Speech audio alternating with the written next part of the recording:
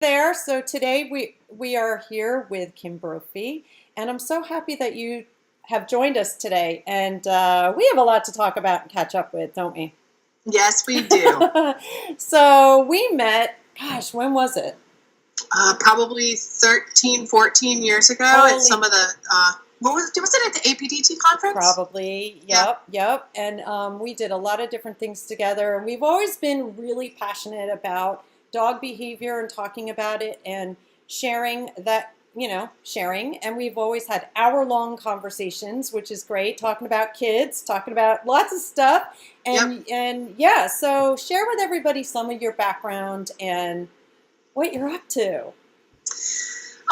So my background was with Warren Wilson here in the Asheville area. And so I got a degree in applied ethology there, the longhand version being the applied relationship between human and animal behavior. Yeah.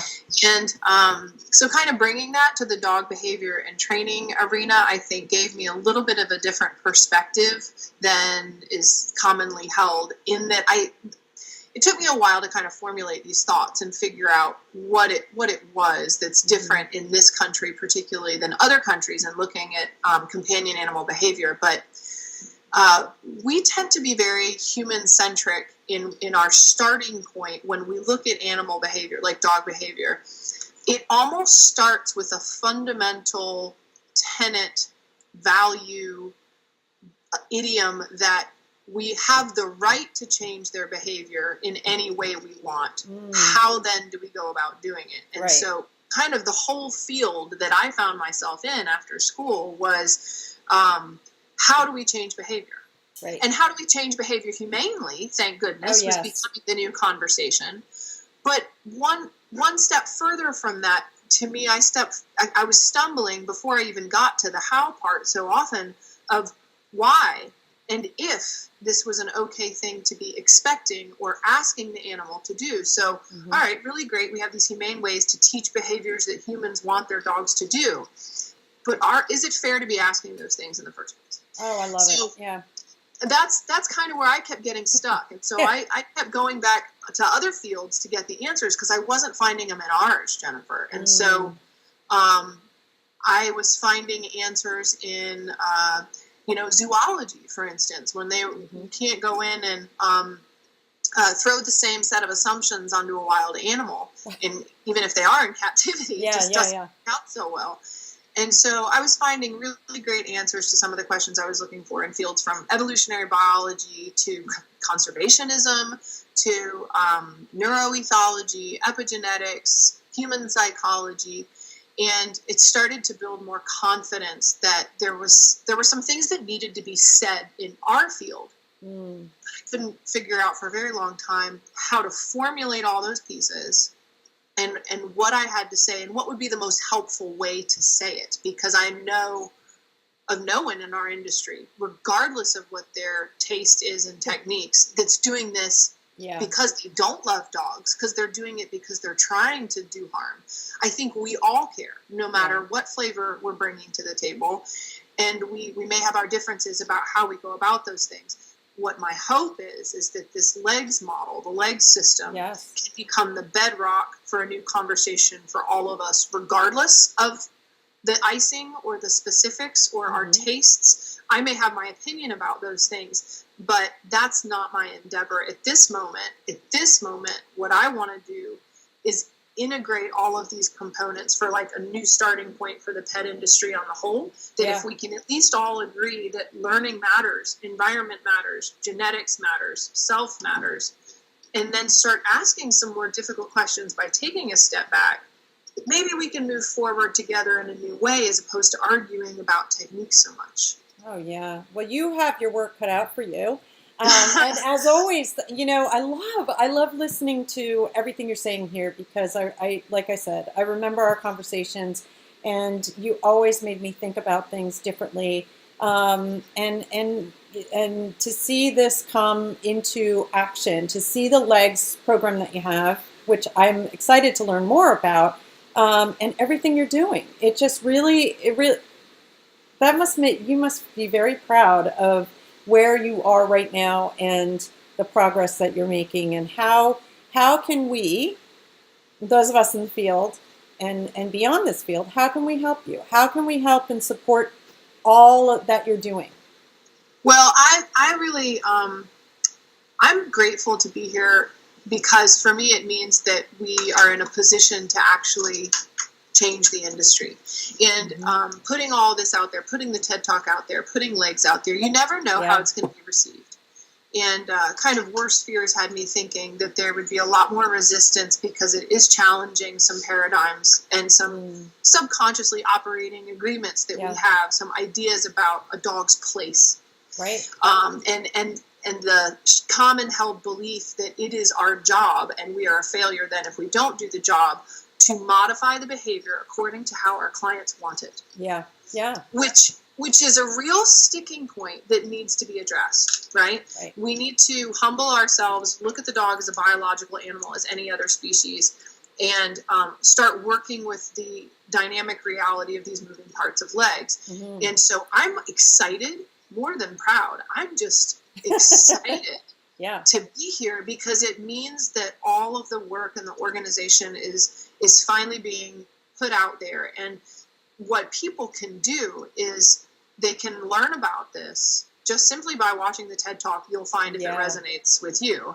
And then if it resonates, then read the book, learn about like, how does it work? What are these pieces of legs? What's the reality of this? And then if that speaks to you, as I imagine that it will, if the TED Talk does, share it. Like if we create the new conversation in the pet industry, whether it's training, daycare, veterinarian, grooming, whatever, if we create a new conversation about legs, it's something where all the differences of what we're doing can be absorbed and included. And I do think it'll raise the level of conversation for all of us and improve lives of dogs and people. No, that's awesome. Now you mentioned a book, so tell me about that.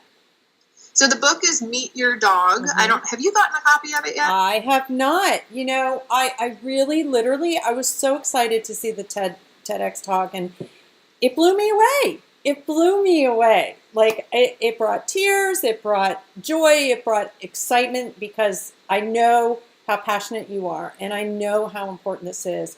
And so, God, I'm going to blame it on hormones. I get teary all the time. But that's how it, but it's so great to see your vision kind of come into specific stuff. And I know you've been working so hard. So this is really, it makes me teary. Look at that. Well, I'm gonna send you a copy of the book. Yay! So I'll send you one, and then you'll be able to speak personally from your experience of reading it, because the TED Talk is like, dipping your toe in the water.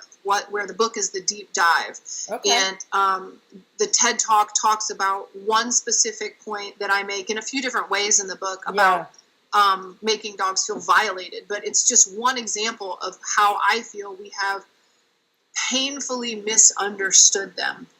Somehow in our psyche, long before most of us were born, we all got conditioned into the idea that the dog, as man's best friend, was this one species that we could do whatever we wanted with, that they were here for us, that they're here for our enjoyment. They improve our lives. We like to have them because the kids like them and because they make us feel good. And yes, of course, we take care of them, but there's a fundamental presumption there that treats them like the one and only exception to natural law. There's things we do with dogs all the time as a culture that we would never do to any other person or animal.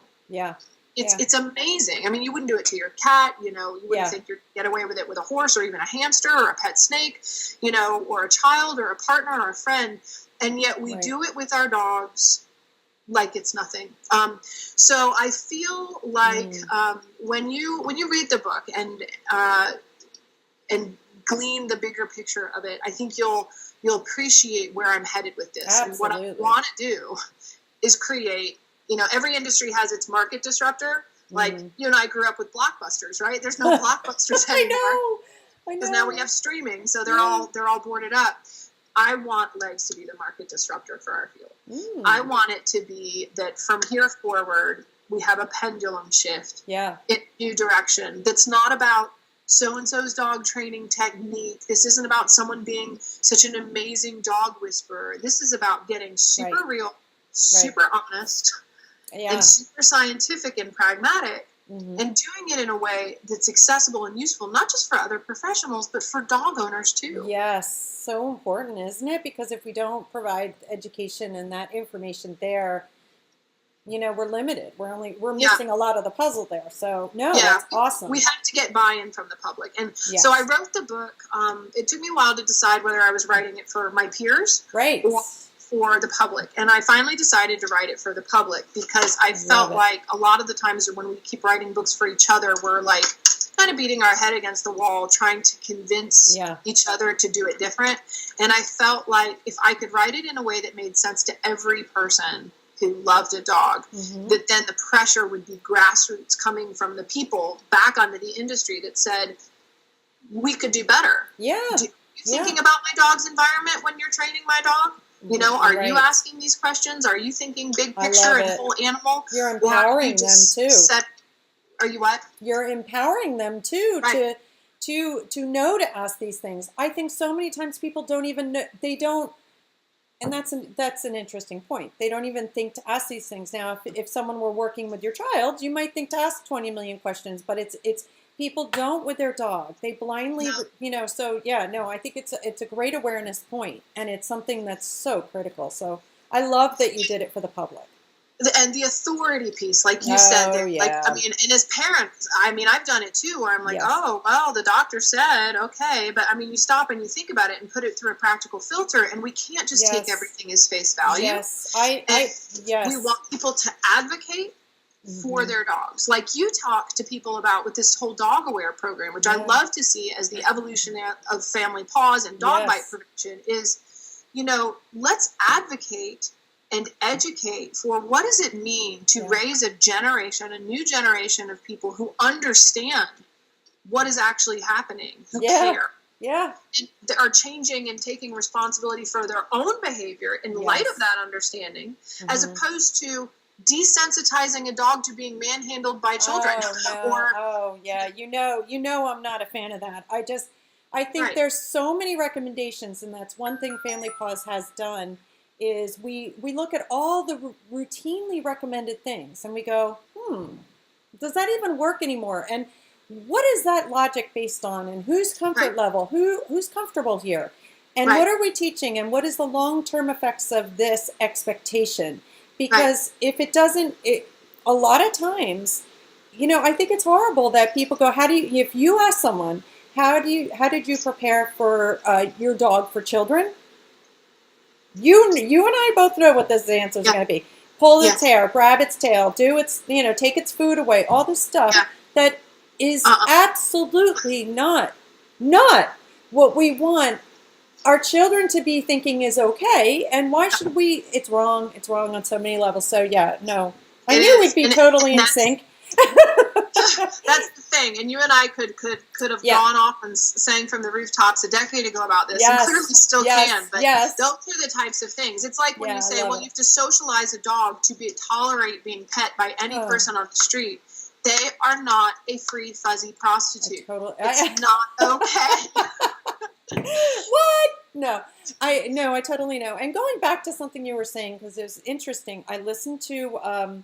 I watched the TEDx talk. I watched it in full, and then I made my husband watch it too. I was like, look, there's Kim, and my kids did too, by the way. So, at UNC and at NC State, I was so proud. I was like, remember her? Anyway, so when I was listening to it, it was interesting because I had just gone through an experience with my daughter, my youngest, my 8-year-old, who had teeth that needed to be pulled. And when I heard you talking about not having the courage to stand up. We had a little bit of a situation with the dentist that wasn't so comfortable. And because I was in my own mind and a little bit paralyzed by, I don't know what to do. This is the person who knows what to do.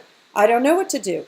And not having the courage to stand up for her. And then we revisited it and went to another dentist, and I really advocated for her and made sure that she was never put in that position again.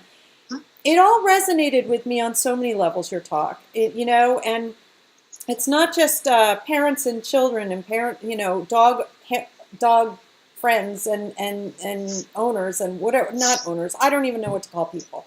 Dog dog friends, dog lovers. Lovers. You know, we do trust professionals. So I think having a dialogue and having those questions out there and that kind of thing, I don't know. I mean, your talk made me think about a lot, so I cannot wait for the book. Well, I'll send it to you. When we get off our visit today, you'll have to just shoot me over, message me over your address, and we'll shoot one to you right away. No, that's great. So we are going to see you in July? I'm so excited to be coming. So, truth be told, that you, way back when, were a Family Paws parent educator. Gosh, back when it was a presenter and not nearly as advanced as we are now. So, longtime supporter, and you've sent us a lot of people, which is great too.